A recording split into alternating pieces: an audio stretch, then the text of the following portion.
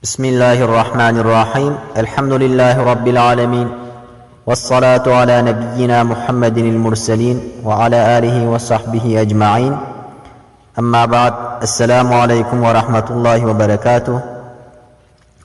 Aziz Müslümanlar, bugün sizlere Mevlana Celaleddin Rumi bir alimi berceste-i fıkhi şunun bir şiirini beyan edip vereyim.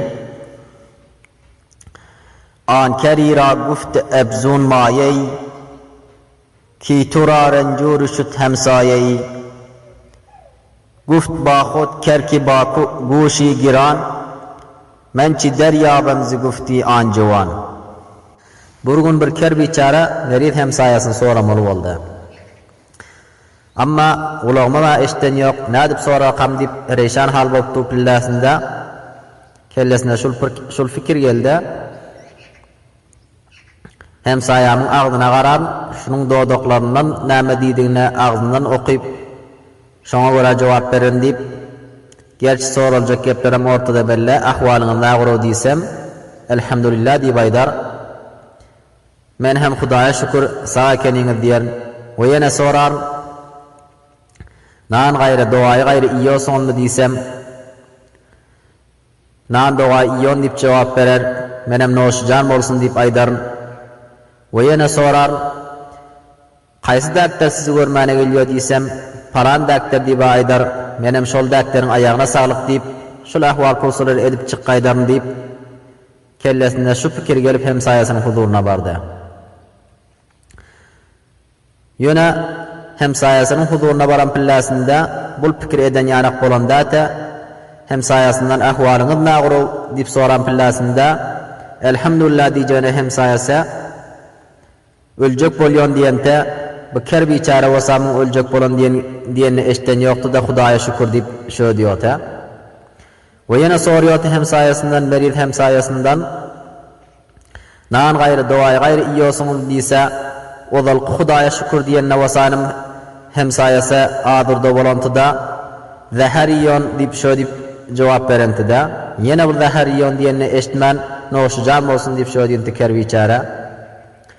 Maňa hemsayasy gaty hapa bolanty, dyk bolanty. Manyň dyk bolany bolsam bilen ýokdy da ýene soranta qaýsy daktar görmäne gelip gitýär siz diýen pillarynda ahar geleninde azyrda bolan hemsayasy Ezrail görmäne gelip gitýär diýip şö diýdi. Bu Ezrail görmäne gelip gitýär diýende bolsam ýene eşden ýokdy bu ker biçara.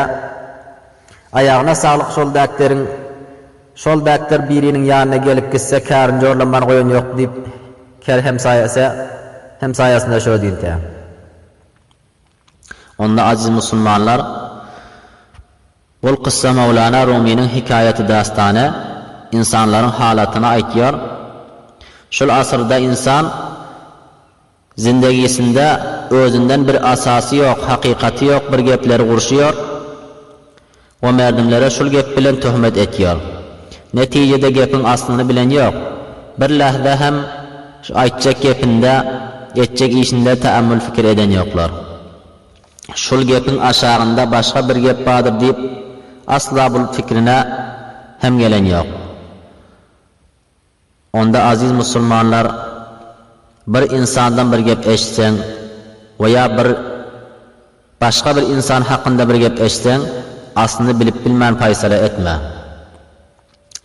Allah tebarek ve taala Kur'an-ı Kerim'in Sure-i Kahf 104. ayetinde aýtýar: A'udhu billahi mineşşeytanirracim. Ellezîne zalla sa'yuhum fil hayatid dunya ve hum yahsabuna ennahum yuhsinuna sun'a. Ol adamlar ki zaya boldy zindegisinde eden amallara olar guman etýärdiler bizler ýaşy amal etýäs diýip. Amma Kur'an bul adamlar hakkında ziyankar dip hitap etýär. Şol aýy mübarek riyakar bende hem şamil. Amal etýär riya bilen eden riyasy sebeple dowzahy bolýar. Onda aziz musulmanlar, goýa şu kıssada ker biçaranyň aslynda eden işi hakykatda ýagşy-ta, amma akly ker biçarany ziyankar etdi. Amaly çeppesine boldy. Şol eden amaly bilen kerbiçara meril hemsayasının yüreğine bir ot taşlap qaydantı. Onda aziz musulmanlar, Allah tebarek ve Teala'dan tevfik hidayetini dilep etcek amallarınızı riya etmem.